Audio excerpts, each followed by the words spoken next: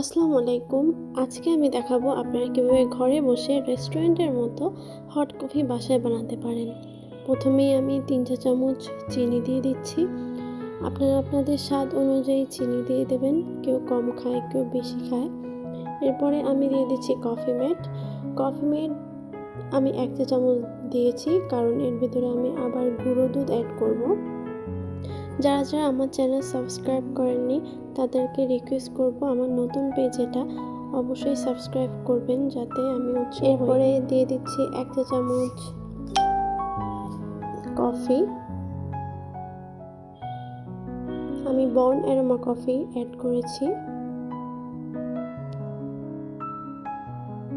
এরপরে দিয়ে দিচ্ছি গুঁড়ো দুধ। আমি ড্যানো পুষ্টি গুঁড়ো দুধটা অ্যাড করেছি।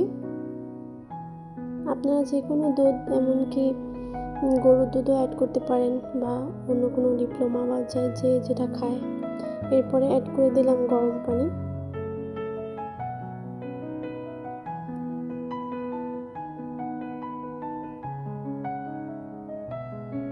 আমি যেহেতু কফি মেড দিয়েছি এই কারণে আমারটা ফোম হবে না।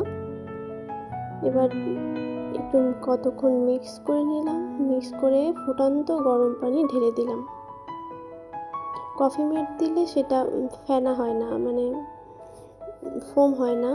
এরপর একটু নাড়াচাড়া করে দিলাম। এই যে আপনারা এরকম বানিয়ে বাসায় খেয়ে দেখতে পারেন, অনেক টেস্ট হবে। যারা যারা পছন্দ করেছেন তারা অবশ্যই আমার ভিডিওতে একটা লাইক দেবেন।